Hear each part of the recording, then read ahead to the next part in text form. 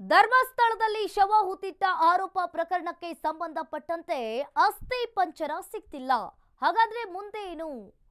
12ನೇ ದಿನಕ್ಕೆ ಕಾಲಿಟ್ಟ ಕಾರ್ಯಾಚರಣೆ. ಧರ್ಮಸ್ಥಳದಲ್ಲಿ ಶವ ಹೂತಿಟ್ಟ ಆರೋಪ ಪ್ರಕರಣಕ್ಕೆ ಸಂಬಂಧಪಟ್ಟಂತೆ ಇನ್ನು 12ನೇ ದಿನಕ್ಕೆ ಈಗಾಗಲೇ ಕಾರ್ಯಾಚರಣೆ ಕೂಡ ಮುಂದುವರೆದಿರುವಂತದ್ದು. ಅನಾಮಿಕ ತೋರಿಸಿದ್ದ ಜಾಗದಲ್ಲೇ ಸಿಕ್ತಿಲ್ಲ ಕಳೇಬರ. ಮಾರ್ಕಿಂಗ್ ಸ್ಪಾಟ್ ಅಲ್ಲದೆ ಬೇರೆ ಕಡೆಯೂ ಕೂಡ ಈಗಾಗಲೇ ಎಸ್ಐಟಿ ಅಧಿಕಾರಿಗಳು ತಲಾಶೆನ ಮಾಡ್ತಾ ಇದ್ದಾರೆ. ಮಾಸ್ಕ್ ಮ್ಯಾನ್ ಗುರುತಿಸಿದ್ದ ಕಡೆಯೂ ಕೂಡ ಈಗಾಗಲೇ ಅಧಿಕಾರಿಗಳು ಕೂಡ ಶೋಧ ಕಾರ್ಯಾಚರಣೆಯನ್ನ ಮಾಡ್ತಾ ಇದ್ರು.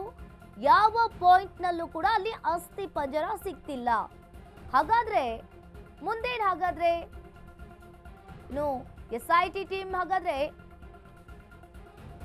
ಇವತ್ತೇನ್ ಮಾಡುತ್ತೆ, ಕಾರ್ಯಾಚರಣೆ ಹೇಗಿರುತ್ತೆ ಅನ್ನೋದನ್ನ ಕಾದು ನೋಡ್ಬೇಕಾಗುತ್ತೆ.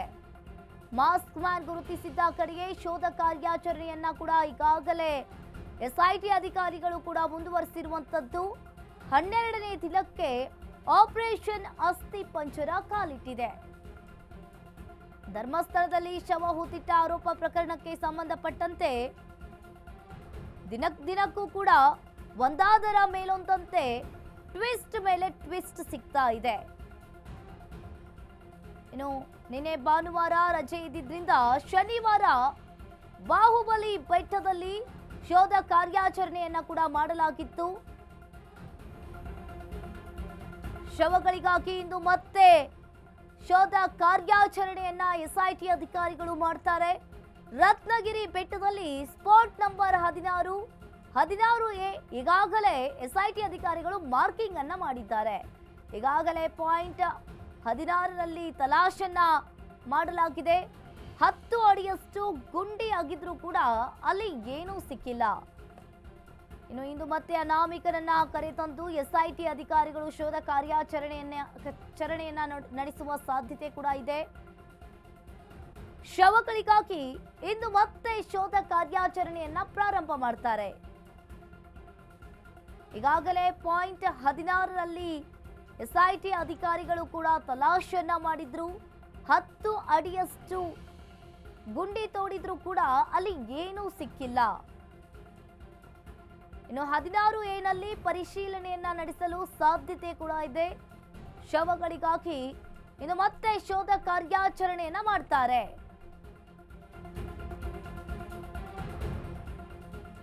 ಕಗ್ಗಂಟಾಕಿಯೇ ಉಳಿದ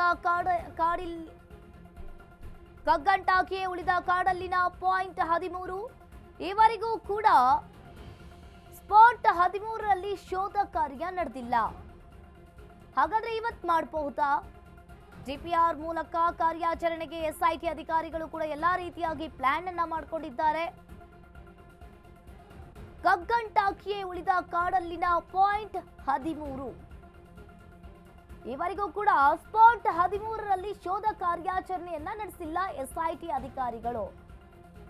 ಇವತ್ತು ಜಿಪಿಆರ್ ಮೂಲಕ ಕಾರ್ಯಾಚರಣೆಗೆ ಸಿದ್ಧತೆಯನ್ನ ಮಾಡಿಕೊಳ್ತಾರಾ ಅನ್ನೋ ಪ್ರಶ್ನೆಯಲ್ಲಿ ಕಾಡ್ತಾ ಇರುವಂತದ್ದು. ಇವರೆಗೂ ಕೂಡ ಸ್ಪಾಟ್ 13ರಲ್ಲಿ ಏನಿದೆ ಅನ್ನೋದನ್ನ ಶೋಧ ಕಾರ್ಯಾಚರಣೆಯನ್ನ ಮಾಡಿಲ್ಲ. ಇವತ್ತು ಎಸ್ಐಟಿ ಅಧಿಕಾರಿಗಳು ಅಲ್ಲಿ ಕಾರ್ಯಾಚರಣೆಯನ್ನ ಮಾಡುವ ಸಾಧ್ಯತೆ ಕೂಡ ಇದೆ. 10ನೇ ದಿನಕ್ಕೆ ಕಾಲಿಟ್ಟಿರುವಂಥದ್ದು. ಇನ್ನು ಇಲ್ಲಿ ಕಗ್ಗಂಟಾಕೆ ಉಳಿದ್ಬಿಡ್ತಾ 13ನೇ ಪಾಯಿಂಟ್. ಇವತ್ತು ಎಸ್ಐಟಿ ಅಧಿಕಾರಿಗಳು ಅಲ್ಲಿನ ಕಾರ್ಯಾಚರಣೆಯನ್ನ ಮಾಡ್ತಾರಾ ಅಥವಾ 13A ಅಲ್ಲಿ ಕಾರ್ಯಾಚರಣೆಯನ್ನ ಮಾಡ್ತಾರಾ ಅನ್ನೋ ಪ್ರಶ್ನೆಯಲ್ಲಿ ಎದ್ದಿರುವಂಥದ್ದು. ಈವರೆಗೂ ಕೂಡ ಸ್ಪಾಟ್ 13ರಲ್ಲಿ ಶೋಧ ಕಾರ್ಯಾಚರಣೆಯನ್ನ ನಡೆಸಿಲ್ಲ.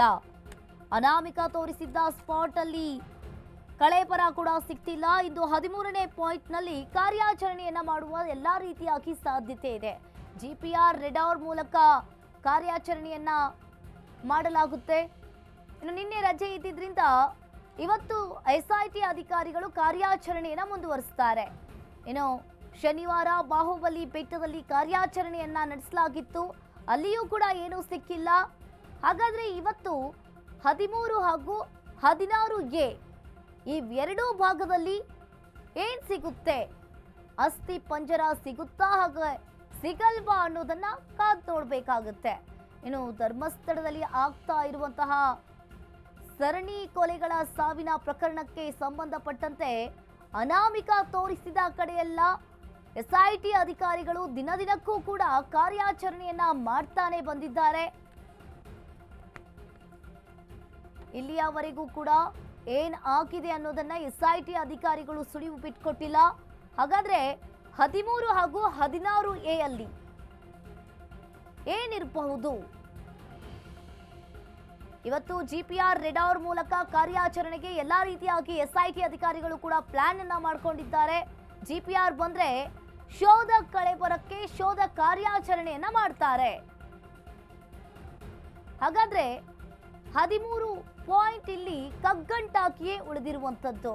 ಹಾಗಾದ್ರೆ ಇದನ್ನ ಮುಂಚೆನೆ ಮಾಡಬಹುದು ಎಸ್ಐಟಿ ಅಧಿಕಾರಿಗಳು. ಯಾಕೆ 13ನೇ ಭಾಗದಲ್ಲಿ ಅವರು ಇದುವರೆಗೂ ಕೂಡ ಎಸ್ಐಟಿ ಅಧಿಕಾರಿಗಳು ಕಾರ್ಯಾಚರಣೆಯನ್ನ ಮಾಡಿಲ್ಲ?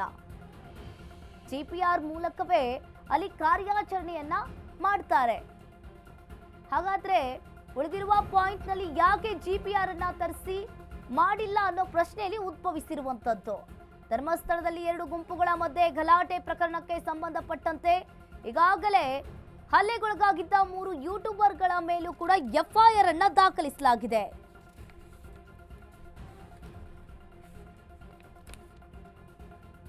ಧರ್ಮಸ್ಥಳ ಪೊಲೀಸ್ ಠಾಣೆಯಲ್ಲಿ ಎಫ್ಐಆರ್ ದಾಖಲಾಗಿದೆ. ಯೂಟ್ಯೂಬರ್ಗಳು ಅಡ್ಡಗಟ್ಟಿ ಹಲ್ಲೆ ಮಾಡಿರುವ ಆರೋಪಗಳು. ಬಿಎನ್ಎಸ್ ಕಾಯ್ದೆಯಡಿ ಪ್ರಕಾರ 126(2) ಧರ್ಮಸ್ಥಳದಲ್ಲಿ 2 ಗುಂಪುಗಳ ಮಧ್ಯೆ ಗಲಾಟೆ ಪ್ರಕರಣಕ್ಕೆ ಸಂಬಂಧಪಟ್ಟಂತೆ ಹಲ್ಲೆಗೊಳಗಾಗಿದ್ದ 3 ಯೂಟ್ಯೂಬರ್ಗಳ ಮೇಲೂ ಕೂಡ ಎಫ್ಐಆರ್ ದಾಖಲಾಗಿರುವಂತದ್ದು. ಧರ್ಮಸ್ಥಳ ಪೊಲೀಸ್ ಠಾಣೆಯಲ್ಲಿ ಎಫ್ಐಆರ್ ದಾಖಲಾಗಿದೆ. ಹರೀಶ್ ನಾಯಕ್ ನೀಡಿದ ದೂರಿನ ಮೇಲೆ ಎಫ್ಐಆರ್ ಅನ್ನ ದಾಖಲಿಸಿಕೊಂಡಿದ್ದಾರೆ ಪೊಲೀಸರು. ಯೂಟ್ಯೂಬರ್ಗಳು ಅಡ್ಡಗಟ್ಟಿ ಹಲ್ಲೆ ಮಾಡಿರುವ ಆರೋಪ ಇಲ್ಲಿ ಕೇಳಿ ಬರ್ತಾ ಇದೆ. ಇನ್ನು ಮೊನ್ನೆ ನಡೆದಂತಹ ಗಲಾಟೆಯಲ್ಲಿ 3 ಯೂಟ್ಯೂಬರ್ಗಳ ಮೇಲೆ ಹಲ್ಲೆಯಾಗಿತ್ತು. ಆ 3 ಯೂಟ್ಯೂಬರ್ಗಳ ಮೇಲೂ ಕೂಡ ಈಗ ಎಫ್ಐಆರ್ ಅನ್ನ ದಾಖಲಿಸಿಕೊಂಡಿದ್ದಾರೆ ಪೊಲೀಸರು. ಸ್ಥಳೀಯ ಹರೀಶ್ ನಾಯಕ್ ನೀಡಿದ ದೂರಿನ ಮೇರೆಗೆ ಎಫ್ಐಆರ್ ಅನ್ನ ದಾಖಲಿಸಿಕೊಂಡಿದ್ದಾರೆ.